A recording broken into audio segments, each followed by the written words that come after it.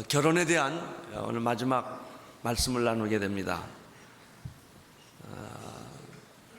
결혼과 하나님의 뜻, 결혼과 중매인, 오늘은 결혼과 선택입니다. 하나님의 뜻대로 이루어진 결혼의 마지막 단계는 본인이 직접 선택하고 결정해야 한다는 것입니다. 결혼이 성사되기 전까지 얼마나 우리는 서로 오랫동안 교제했는가, 우리는 얼마나 서로 열렬히 사랑했는가, 또 얼마나 우리는 깊은 관계를 가졌는가 하는 그런 말과 사실보다 더 중요한 것은 마지막 순간에 그러면 내가 당신과 결혼하겠습니다 라고 결정하는 일이 더 중요합니다. 우리 주변에 보면 그렇게 사랑했고 그렇게 기다렸지만 마지막 이 한마디를 하지를 못해서 결혼에까지 이르지 못하는 사람들을 많이 봅니다. 이 결혼의 과정은 놀랍게도 우리 구원의 과정과 아주 흡사합니다. 결혼이 하나님의 섭리와 예정이듯이 우리가 받은 구원도 하나님의 특별한 예정과 섭리입니다. 하나님의 일방적인 사랑이고 조건 없는 사랑입니다. 그러나 아무리 하나님이 나를 사랑하시고 희생의 대가를 치르셨다 해도 막상 구원의 결정적인 단계에서 내가 예수님을 나의 주님, 나의 하나님으로 믿고 영접하겠습니다 라는 말을 하지 않으면 하나님의 자녀가 될 수 없다는 것입니다. 그래서 여러분이 하나님 좋아하시는 것도 좋고 교회 나오는 것도 다 좋습니다. 그러나 결정적인 말 하나를 하셔야 합니다. 그것은 내가 예수님 믿겠습니다 라고 말하는 거예요. 우리는 사람을 만나면 난 당신 참 좋습니다 그렇게 말합니다. I like you. 난 당신을 참 사랑하게 되었습니다. 난 당신을 원합니다. 거기까지 말해도 결혼이 안 됩니다. 내가 당신과 결혼하겠습니다라는 말을 해야 결혼이 시작됩니다. 구원도 마찬가지입니다. 오늘 여러분들이 예수님을 믿겠다고 말하십시오. 결혼 상대자를 다 알아서 결혼하겠다 말 못합니다. 그 사람을 다 알려면요 죽을 때까지 살아봐야 다 알아요. 우리는 결혼하고 나서도 그 사람 속마음 모를 때가 한두 번이 아닙니다. 60살에 가서야 그 사람 마음을 아는 수도 있고요, 몰라요. 그렇지만 결혼하지 않습니까? 모르고도 결혼합니다. 하나님 다 알고 믿는 사람 없습니다. 믿기로 결정하는 것입니다. 오늘 나는 여러분들이 아직 하나님을, 교회를 나오고 하나님 좋아는 하지만 교회를 하나님 믿지 아직도 않고 있는 분이 있다면 오늘 믿겠다고 말하는 그런 결정, 그런 선택, 그런 결정이 여러분에게 있게 되기를 바랍니다. 49절을 보십시오. 49절 시작. 이제 당신들이 인자와 진실로 나의 주인을 대접하려거든 내게 고하시고 그렇지 않을지라도 내게 고하여 나로 좌우간 행하게 하소서. 아브라함 종에게서 배우는 한 가지 사실은 뭐냐면 아브라함의 종은 항상 그 여자가 누구냐라는 것보다 더 중요한 것은 하나님의 뜻이 어디 있느냐를 자꾸 생각했다는 점입니다. 하나님의 뜻이 어디 있느냐, 이것이 하나님의 뜻이냐 라는 생각을 꾸준히 하고 있는 것입니다. 정말 하나님의 뜻이라고 생각한다면 당신의 딸을, 당신의 누이 동생을 내 주인의 아들 이삭의 아내로 보내는데 선택해 주십시오 라고 도전을 합니다. 여기서도 이런 마음이 있습니다. 하나님의 뜻이라면 선택하십시오. 여기서 우리는 결혼에 대한 굉장히 중요한 한 사실을 발견하게 됩니다. 결혼은 고르거나 비교하는 게 아니라는 거예요. 그래서 여러 여자를 놓고 고르지 마십시오. 밤새도록 저울질하지 마십시오. 그러면 비극적 결혼을 하게 됩니다. 많은 남자를 놓고 제비 뽑기 하지 마십시오. 고르지 마세요. 결혼은 하나님께서 선택한 사람을 결정하는 거예요. 그렇기 때문에 누가 좋으냐 고르는 것이 아니라 어떤 사람이 하나님의 뜻이냐라고 질문하는 것입니다.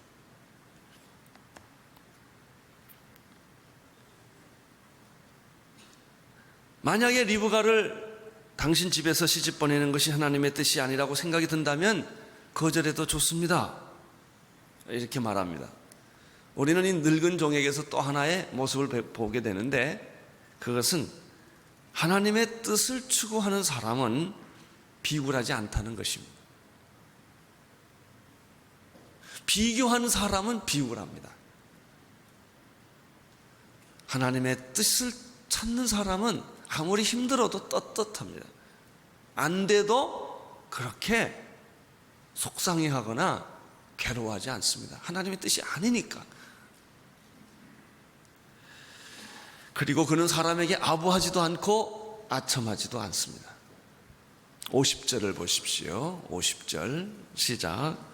라반과 부두엘이 대답하여 가라되 이 일이 여호와께로 말미암았으니 우리가 가부를 말할 수 없나라. 여기서 리브가의 가족들, 부모들이 굉장히 지혜로운 대답을 하고 있는 것을 발견하게 됩니다. 그것은 만약 이 결혼이 하나님께서 주관하시고 섭리하시는 문제라고 한다면 가족들이나 부모들이 결정할 문제가 아니지 않느냐는 거예요. 이게 대단한 얘기입니다. 일반적으로 대부분의 많은 부모들이 실수하는 것은 하나님의 뜻보다는 자기 의견이 강하다는 것입니다. 자기 생각이 강한 거예요. 자기 기준이 옳은 거예요. 여러분, 자녀들이 살고 있는 시대의 기준과 어머니, 아버지가 살고 있는 시대의 기준이 다릅니다. 그럼에도 불구하고 부모님들은 자녀들보다 40년 전의 사고방식을 자기 자녀들에게 강요하기가 쉽다는 것입니다. 그래서 지나친 부모님의 간섭과 주장 때문에 평생 동안 자녀들에게 상처를 주는 경우가 많아요. 결혼을 반대해도 상처를 주고 결혼을 시켜도 상처를 주는 거예요. 너는 이 사람하고 꼭 결혼해라 이거예요. 자녀는 싫은데 막 밀고 갑니다. 나는 이 사람이 싫은데 좋은데 부모가 못하게 하는 거예요. 그게 결국은 못했어요. 그래서 상처가 있어요. 이 상처를 안고 결혼 생활을 시작하기 때문에 그 결혼이 힘들어지는 것입니다. 하나님의 뜻을 분별할 수 있는 성숙한 자녀들의 경우라면 결혼의 선택권을 자녀들에게 주는 것이 좋습니다. 그러나 동시에 하나님의 뜻을 분별할 수 없는 자녀들의 경우에 무조건 자녀들에게 결혼의 선택권을 맡기는 것은 반대로 아주 위험합니다. 왜냐하면 자녀들은 판단하는 기준이 없어요. 아무나 데리고 결혼하겠다고 그러면 그거 어떻게 하겠습니까? 부모가 막아야죠. 51절을 보십시오. 51절 시작. 리브가 그대 앞에 있으니 데리고 가서 여호와의 명대로 그로 그대의 주인의 아들의 아내가 되게 하라. 리브가의 부모들은 본인 당사자만 허락한다면 우리는 반대하지 않겠습니다 라고 이 문제를 부모가 갖지 않고 자식에게 토스를 합니다. 이제 공은 자녀에게로 넘어간 것입니다. 우리는 여기서 51절에서 부모와 자녀의 두 가지 모습을 보게 됩니다. 첫째는 리브가의 부모는 하나님의 뜻대로 따르겠다고 생각하는 부모였다는 것입니다. 50절에 보면 여호와께로 말미암았으니 라고 표현되고 있고 51절에는 여호와의 명대로 라는 말을 쓰고 있습니다. 부모가 내 의견도 있고 내 문화도 있고 내 가치관도 있지만 그것보다 하나님의 뜻을 더 중요하게 생각하겠다라고 생각하는 부모예요. 나는 모든 부모님들이 이런 부모가 되기를 축원합니다. 부모의 의견도 있지만 하나님의 뜻보다 내 의견이 더 클 수 없다라고 생각해 주는 부모. 두 번째는 그 자녀의 리브가의 문제인데, 리브가는 부모가 내 딸에게 결혼의 선택권을 맡길 만큼 성숙함을 인정받은 여자라는 거예요. 불안했으면 그렇게 했겠습니까? 맨날 철없는 결정이나 하고 결정하고 후회하는 자식이라면 부모가 쉽게 이렇게 못 맡겼을 거예요. 근데 이 부모는 자기 자식을 믿어준 겁니다. 내 자식이 결정할 수 있는 성숙함이 있다라고 부모가 믿어주지 않았겠습니까? 나는 이런 자녀가 되시기를 여러분 축원합니다. 내 부모가 나의 결정권은 믿어줄 수 있는 그런 자녀가 되었다는 것입니다.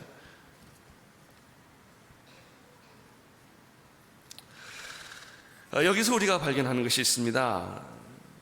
결혼의 정령기란, 결혼할 나이란, 결혼의 정령이란 나이의 문제가 아니라 성숙의 문제다. 나이가 어려도 결혼의 책임감을 느끼고 결혼의 뜻을 알고 그리고 후회 없는 선택을 할 수 있는 그런 성숙함이 있으면 어려서 결혼해도 되죠. 나이가 아무리 들어도 결혼에 책임질 줄도 모르고 결혼의 의미도 모르고 또 결혼에 하나님의 뜻을 분별할 수 없는 나이라면 아무리 나이가 들어도 그는 결혼할 자격이 없는 나이입니다. 52절, 53절을 보십시오. 시작. 아브라함의 종이 그들의 말을 듣고 땅에 엎드려서 여호와께 절하고 은금 패물과 의복을 꺼내어 리브가에게 주고 그 오라비와 어미에게로 보물을 주니라. 여기서 아브라함의 종에서 한 가지 더 발견하는 게 있어요. 그것은 이 아브라함의 종은 언제나 모든 가치 판단, 사고 구조가 하나님 중심이라는 것입니다. 부모의 허락을 조건, 부허락이죠. 내 딸이 허락하면 우리가 허락하겠다라고 이렇게 말을 하니까 이 아브라함의 종은 너무 좋았죠. 예스! 이런 거죠. 쉽게 말하면 요즘 젊은 애들 같이. 야, 됐다, 이게. 근데 이 부모는 반응을 그렇게 안 합니다. 하나님께 먼저 뭐래요? 땡큐 합니다. 이 하나님 중심이에요. 그리고 나서 이 부모님은 헌숙감을 준비한 헌숙감을 여자에게도 주고 부모에게도 보물을 줍니다. 그런데 이 늙은 종은 헌숙감을 준비한 걸 보면 가나안 땅을 떠날 때 리브가라는 여자가 발견되기 전에 그들의 그 마음속에는 헌숙감이 있다, 하나님께서 예정해 주셨다라는 믿음이 있었다는 거예요.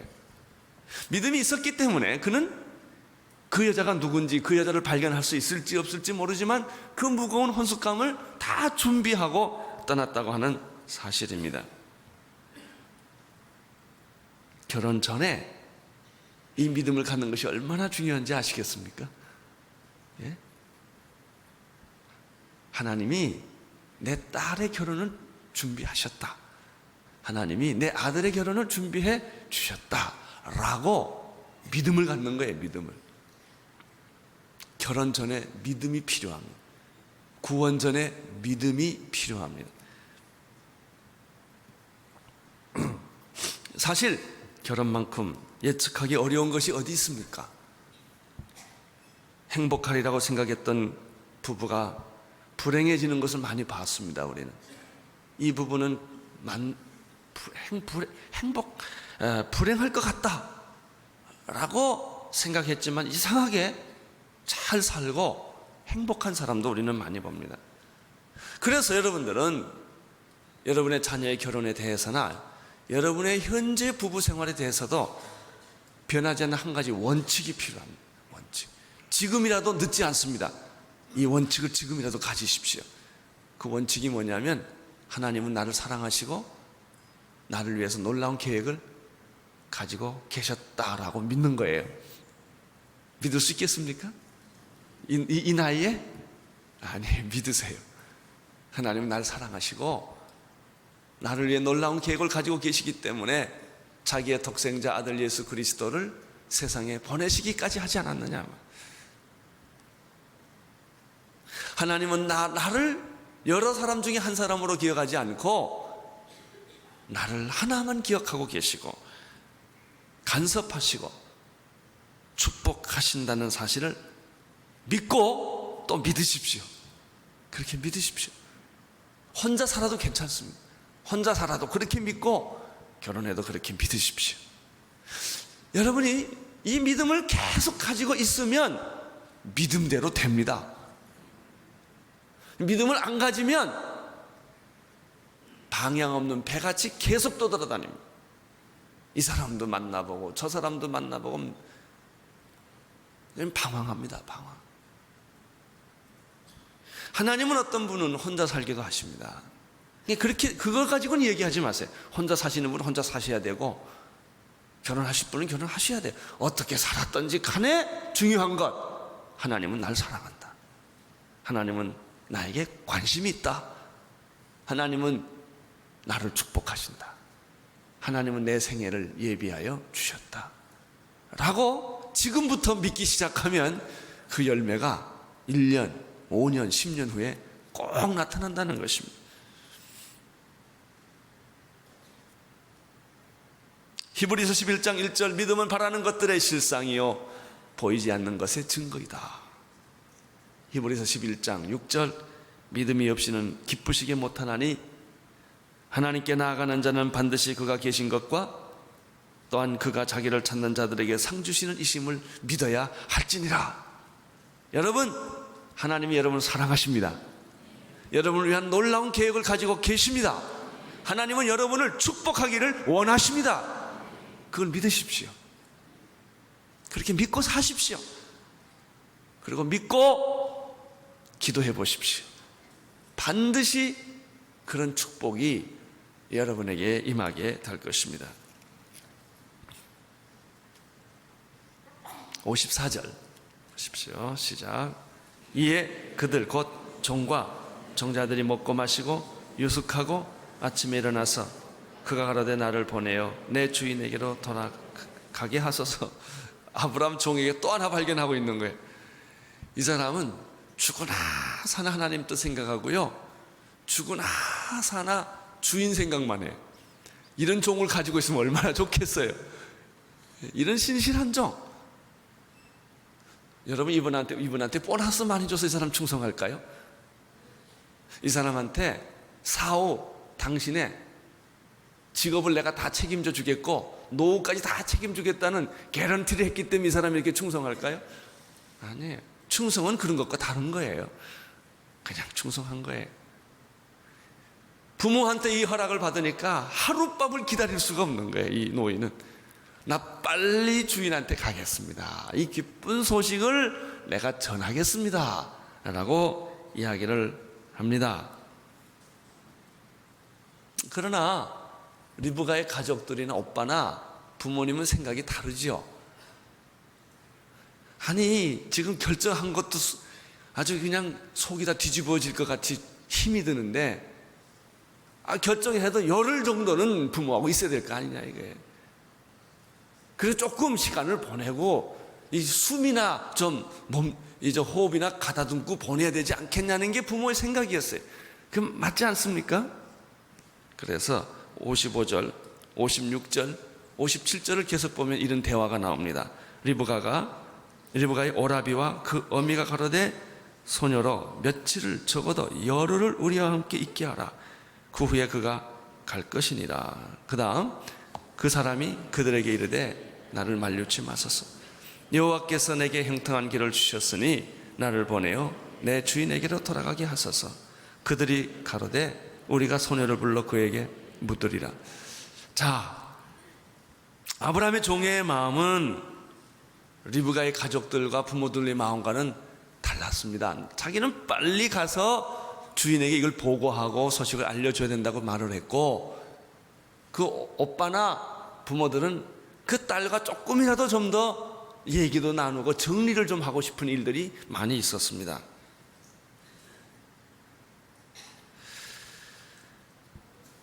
그래서 이 의견이 두 개 부딪혔어요. 그런데 여기서 우리가 아주 눈을 똑바로 뜨고 볼 일이 하나 있어요. 이 리브가의 가족들과 부모들의 현명한 선택이에요.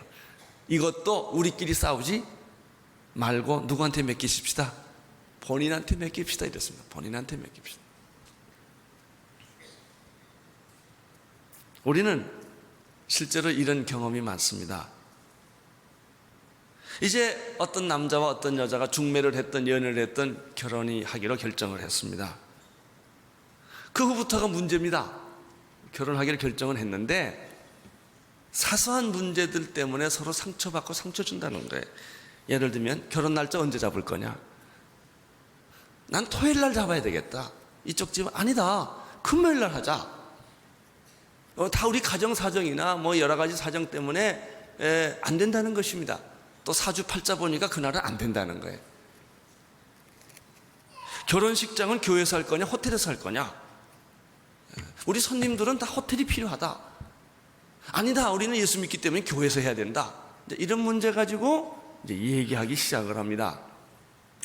일찍 가야 되느냐 열흘을 머물러 가야 되느냐 문제나 다 똑같은 겁니다. 이게 식사는 뭘로 할 거냐, 얼마짜리 할 거냐, 주례는 누가 하느냐, 더 예민한 거 혼수값 문제, 어느 정도 수준에서 물건을 갖다 댈 거냐, 집을 팔 거냐 말 거냐, 사줄 거냐 말 거냐, 자동차 줄 거냐 말 거냐, 이제 이런 문제 가지고 아주 점잖게 얘기를 시작합니다. 다들 아주 점잖게 얘기 시작하다가 누구네 집은 어땠대더라, 누구네 집은 어땠대더라 라고 이제 생각하면서 본질이 나오기 시작을 합니다. 다. 그리고 처음에는 의논하다가 다음에는 논쟁하다가 그 다음엔 자존심 싸움으로 가다가 그 다음에 이 결혼 없는 걸로 합시다. 그리고 헤어지는 경우를 나는 너무나 많이 봤어요. 너무나 많이. 목사인 내가 너무 많이 봤어요.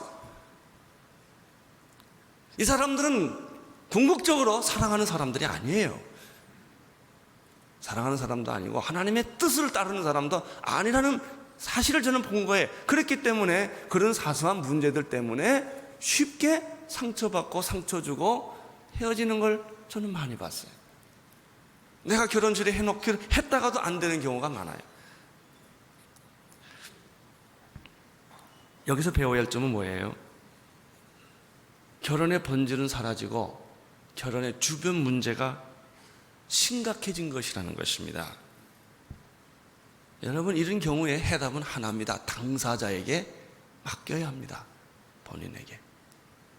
부모의 체면이나 부모의 집안의 위상 때문에 거칠어하고 위선적을 행동을 하다가 결국 자녀의 일생을 망치게 하는 그런 어리석음을 우리는 보게 되는 것입니다.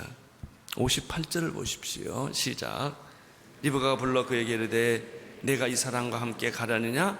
그가 대답하되 가겠나이다. 58절은요, 이 문장도 간단하고 대답은 간단하지만 이 뒤에 숨어있는 스토리는 굉장히 복잡한 겁니다. 부모가 아주 곤란한 질문을 합니다. 그래서 마치 간 말을 배운 어린아이가 엄마가 좋으냐 아빠가 좋으냐. 그래서 이 똑똑한 아이는 엄마 눈치 보고 아빠 눈치도 보고 그러다가 엄마 아빠 다 좋아 그러다가 그것도 마음에 안 엄마 아빠 다 싫어. 아주 곤란한 질문을 합니다. 너 가겠냐 안 가겠냐 너 대답하라. 이게 이 리브가가 얼마나 고민이 많겠어요. 부모가 이런 질문을 해주면. 그런데 리브가는 여기서 아주 현명하고 용기 있는 결단을 합니다. 한마디로 말해서 부모님들과 가족들의 기대와 의견을 버리고 나는 이 늙은 아브라함의 종을 따라가겠습니다 라고 딱 선택을 해버립니다. 부모가 얼마나 섭섭하겠습니까? 내가 너를 어떻게 키웠는데 내가 열흘 정도 같이 있겠다는데 그걸 못 참고 그렇게 결혼에 미쳤냐? 그 남자가 그렇게 좋으냐? 이제 이러고 지금 하는 얘기입니다. 이 얘기가 대부분의 성숙하지 못한 부모라면 섭섭하다고 말을 했겠고 뒤에 가서 야단도 쳤겠고 소리도 질렀을 거예요. 근데 이 부모는 그렇지 않아요. 여기서 오늘 우리가 배워야 할 결혼의 소중한 교훈이 있습니다. 59절 60절, 61절입니다. 시작. 그들이 그 누이 리브가와 그의 유모와 아브라함의 종과 종자들을 보내며 리브가에게 축복하여 가라되 우리 누이여 너는 천만인의 어미가 될지어다. 내 씨로 그 원수의 성문을 얻게 할지어다. 리브가가 일어나 비자와 함께 약대를 타고 그 사람을 떠나가니 종이 리브가를 데리고 가니라. 여기서 우리는 기대하지 않았던 한 일을 발견하게 됩니다. 부모는요, 자식이 자기 마음대로 결혼 안 하면 나 결혼식에 안 가, 니네들끼리 결혼하고 잘 살아, 이러는 경우가 많습니다. 나는 그 꼴 못 봐, 이러고 결혼하라고 합니다. 또 자식들은 이렇게 말합니다. 내가 부모하고 관계를 끊는 할지라도 난 우리 둘이 사랑하고 살 거야, 이러고 극단적 행동을 하는 그런 경우도 많이 봅니다. 둘 다 잘못된 것입니다. 가족들은 여기서 59절, 60절, 61절에서 가족들은 여기서 부모들은 리브가에게 섭섭하다, 그럴 수 있느냐, 야단치거나 힘들게 하지 않았다는 사실을 발견합니다. 이게 아주 중요한 것입니다. 부모는 섭섭했습니다. 소화하기 어렵고 감당하기 어렵습니다. 그렇지만 자녀들에게 그걸 표현하지 않았다는 것이죠. 정반대로 정말 자기 딸을, 부모의 의도를 거절했지만 자녀를 축복했다는 것이죠. 우리는 자녀들을 사랑한다는 명목으로 얼마나 많이 자녀들에게 상처를 주고 야단을 치고 혼을 내서 장가 보내는지 모릅니다. 그리고 시집 보내요. 대개요, 자수성가하신 분들은 내가 고생해서 이렇게 돈을 벌었기 때문에 자식들에게 대해서 관용을 베풀기가 참 어려운 것 같습니다. 나는 이렇게 고생을 했는데 너는 한 게 뭐 있냐 이거예요. 그리고 자수성가하신 분의 눈에는 자식이 만족을 하지를 못합니다. 내가 어려울 때, 6.25 때, 일제시대 때 이렇게 고생을 했는데 자식들은요, 그런 소리 절대 안 듣습니다. 그건 아버지 세대 아니요, 그 말을 안 듣습니다. 그럼에도 불구하고 6.25 때, 일제시대 때, 난 여러분들 가운데 6.25 때, 일제시대 때 얘기하는 부모가 없게 되기를 바랍니다. 그걸 자녀들이 들을 귀가 없습니다. 그럼에도 불구하고 자기가 자라나던 시대를 비교해서 자꾸 자녀들에게 야단을 치고 강요를 하고 힘들게 합니다. 자식들은 그래서 야단을 맞고 인정을 못 받고 상처를 받고 어린 시절을 보냅니다. 그런데 부모들이 또 이런 생각합니다. 그렇게 상처를 주고 야단을 치고 혼을 내고도 본인은 이렇게 착각합니다. 나만큼 자식을 사랑하는 부모가 없다, 그렇게 믿습니다. 자녀들의 경우는 또 어떻습니까? 부모에게 그렇게 상처를 받고 자라면서도 부모를 버릴 수도 없고 부모와 떠날 수도 없기 때문에 그런 수많은 세월을 가슴앓이를 합니다. 상처를 받고 자랍니다. 그리고도 부모는 떠날 수가 없습니다. 이것이 보통 우리들의 이야기입니다. 대부분의 많은 자녀들은요, 상처난 부모의 사랑을 받고 자라는 사람입니다. 그 사람은 반드시 자기 자녀에게 상처난 사랑을 또 전수해 줍니다. 그래서 우리도 모르게 자꾸 자녀들을 야단치고 혼을 내고 힘들게 하고 눈물을 빼고 그 다음에 뒤에 가서 I love you, 너 사랑한다 이거예요. 그러니까 자녀는 막 갈등하는 거예요.